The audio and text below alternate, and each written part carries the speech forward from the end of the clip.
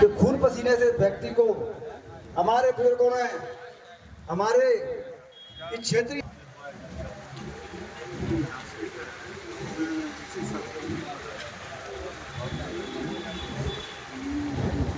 पहले तो एक बार जोरदार ताली से हम स्वागत करें हमारे एडीएम साहब, यहाँ के क्षेत्रीय एडीएम अरिंद महावर जी आए हुए हैं और उन्होंने कहा है कि नीलामी के लिए इस बार भी कोई नहीं आया है। और एसीए साहब ने, मेरे कलेक्टर साहब से ही बात हुई अभी, उन्होंने भी कहा है कि नीलामी रोकने के लिए ऊपर से आदेश हुआ है और 3 महीने में नहीं। मैं संपूर्ण प्रशासन से, मध्य प्रदेश सरकार से, बीजेपी सरकार से ये अनुरोध करता हूं, निवेदन करता हूं। कई बार हमने गांधीवादी तरीके से 21 जनवरी को जब यहाँ नीलामी निकाली थी, हम यहाँ कड़कती ठंड में, जब 4-5 डिग्री टेम्परेचर था, जब यहाँ पर हम धरने पे बैठे थे, इसी जगह पे हम बैठे, 4 दिन तक हमारी सुनवाई नहीं हुई, तो 5वें दिन हम वहां पर सत्याग्रह कर जेल भरो आंदोलन हमने आह्वान किया, तो लगभग 20,000 लोगों ने वहां पर आके गिरफ्तारी दी और मैं समझता हूं कि 1400-1500 ट्रैक्टर सड़कों पर आए। उसके बाद फिर 1 फरवरी में नीलामी निकाली, जब उन्हें भूख हड़ताल करी, उस दिन भी कोई नहीं आया और आज भी नहीं आया। लगातार शासन द्वारा, प्रशासन द्वारा मैंने विधानसभा में प्रश्न उठाया, जब भी मुख्यमंत्री जी ने, सहकारिता मंत्री जी ने भी आश्वासन दिया कि इस कारखाने को सहकारिता में चलाने के लिए हमने हाई लेवल कमेटी का गठन करा है और निर्णय हुआ है कि कारखाना चालू किया है। उसके बावजूद भी आज आपने ये नीलामी निकाली। ये निश्चित रूप से हम किसानों को, हम युवाओं को एक धोखा देने का प्रयास किया जा रहा है। मैं शासन से आज, मैंने सभी मेरे युवा साथियों से, बुजुर्गों से, हमारे जो कैलाश चक्कर कारखाना चलाओ संघर्ष समिति है, उसके सभी वरिष्ठ जनों से बात करी और हम आज इस निर्णय में पहुंचे हैं कि आज का धरना तो हम आपके कहने पे समाप्त करेंगे, क्योंकि एडीएम साहब ने जूस का प्रबंध भी किया है आप हमारे सबके लिए, तो मैं बहुत बहुत आभारी हूं आपके लिए। लेकिन अगर आपने आज के बाद कोई भी नीलामी निकाली तो सड़कों पर वो आंदोलन किया जाएगा जो इतिहास में दर्ज होगा। हमारा 21 जनवरी का भी आंदोलन इतिहास में दर्ज है कि किस तरीके से हजारों किसानों ने आकर सड़कों को बंद कर दिया।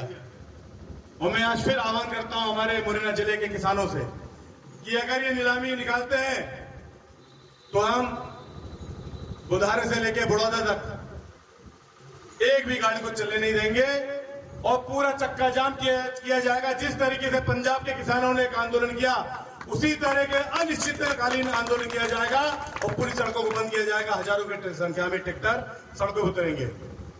साथियों, आप सब यहाँ पर हम जब बुलाते हैं, किसी ने कहा, अभी पत्रकार महोदय आए, उन्होंने कहा कि यहाँ पर आप एक नाटक कर रहे हैं, हर बार आप लोग इसको मुद्दा बना के अपनी राजनीति रोटी सेकते हैं।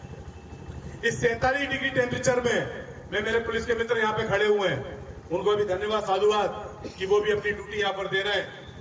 कोई नहीं चाहता इस 47 डिग्री टेम्परेचर में कहीं बैठना। बुजुर्ग यहाँ बैठे हुए हैं, कोई नहीं चाहता। 3-4 डिग्री टेम्परेचर में भी यहाँ बैठे हुए थे, कोई नहीं चाहता। अपने घर में बढ़िया रजाई ओढ़ के सो सकते थे, बढ़िया एसी कूलर लगे हुए घरों में सो सकते थे। बड़ी दूर दूर से हमारी माता बहनें आई हैं, देखिए किस तरीके पसीने से शराब हो रहे हैं। मुरैना से मेरी बहनें आई हैं, चौरा से मेरी बहनें आई हैं। कोई अपने मन से यहीं बैठा है, यहाँ हम बैठे हैं हमारे किसानों की मांगों के लिए। और ये कोई स्वांग, ये नाटक नहीं रचा जा रहा है, ये आपकी हर धर्मिता है। किस तरीके से आपने लगातार 15 सालों से हमारे किसानों को ठगा है, बेवकूफ बनाया है, झूठ बोला है, आपको शर्म आना चाहिए। मैं अनुरोध करता हूं शिवराज सिंह चौहान से, आपने कल आके प्रतिनिधिमंडल बुलाया, मैं उनको बहुत बहुत धन्यवाद देता हूं, साधुवाद देता हूं हमारे परिवार के। अगर आपको श्रेय लेना है तो लीजिए, हम आपके नाम की मूर्ति भी लगवाएंगे। आप यहाँ पे आएंगे, आपका हम स्वागत भी करेंगे और जब आप उद्घाटन करेंगे हम नहीं आएंगे, आप श्रेय लीजिए पूरा। लेकिन आप इस कारखाने को चालू कीजिए, ये मेरा आपसे अनुरोध निवेदन है। और अगर आप नहीं करेंगे तो हम सड़कों पे आने के लिए फिर मजबूर रहेंगे।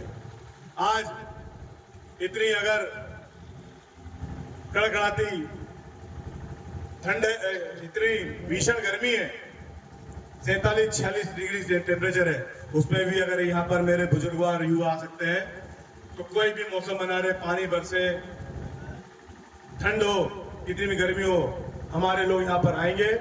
मैं प्रशासन से फिर से कहना चाहता हूँ और निवेदन करना चाहता हूँ कि हमारे शिवमंगल सिंह तोमर यहाँ से सांसद, उन्होंने पिछली बार भी कहा था कि आप नाटक कर रहे हैं।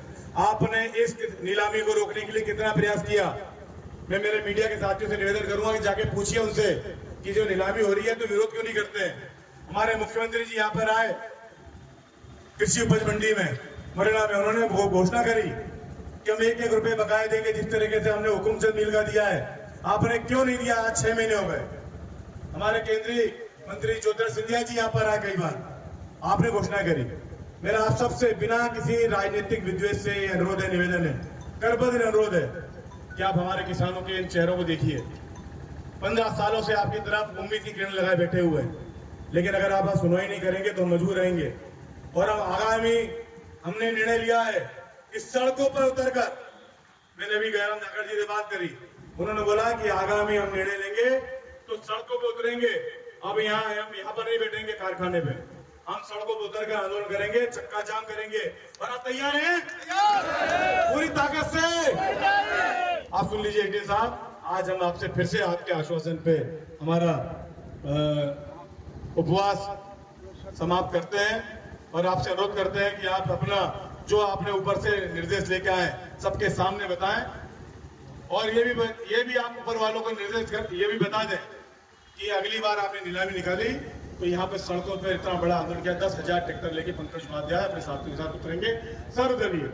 हमारे कम्युनिस्ट पार्टी के हमारे अशोक तिवारी जी, महदेव मिश्रा जी, गगन धाकड़ जी और सभी लोग रहेंगे।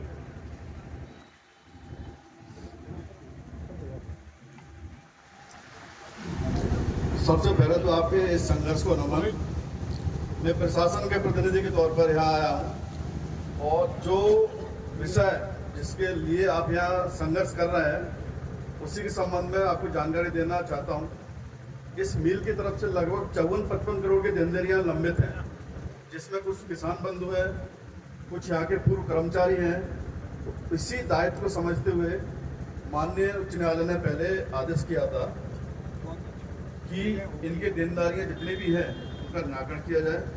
इस दिशा में शासन की तरफ से पहल करते हुए जो मिल की अतिरिक्त भूमि थी लगभग यहाँ से 3 किलोमीटर की दूरी पर, जिसमें मिल का मेन कैंपस संचालित नहीं था, उसके लिए प्रयास किया गया था। 3-4 बार, मेरे ख्याल से 5 बार विज्ञप्ति जारी करके नीलामी की प्रक्रिया की गई थी।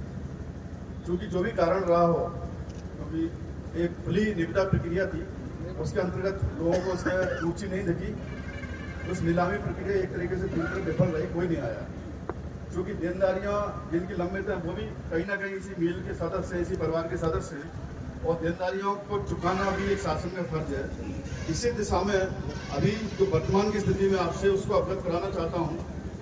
इसके लिए माननीय जो कोऑपरेटिव सोसाइटी डिपार्टमेंट के एसीएस साहब है, उनकी तरफ से पत्र दिया गया है।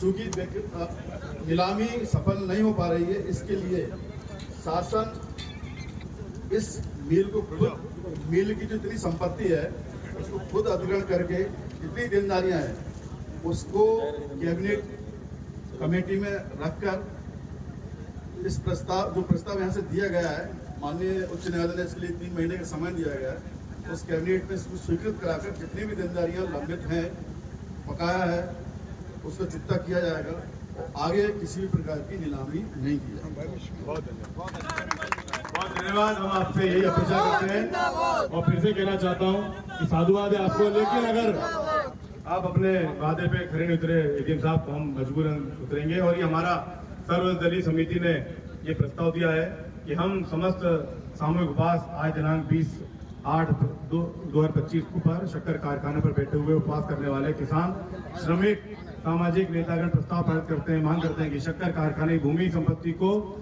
नहीं बेचा जाए, शक्कर कारखाने को सहकारिता के क्षेत्र में नई तकनीक के साथ तत्काल चालू किया जाए, किसान कर्मचारी को बकाया भुगतान तत्काल किया जाए। इसके लिए कारखाने को चलाने के सरकार विशेष आर्थिक सहायता प्रदान करे। अतः उपरोक्त प्रस्ताव सर्व समिति भारत की आता ही आपको देते हैं, आप शासन को भेजिएगा। इसमें और सर्वदलीय आप बैठिए, ये जो अपने हाथ से हमारी माताओं बहनों को दीजिए, इसे हमारी माता और उनका बहन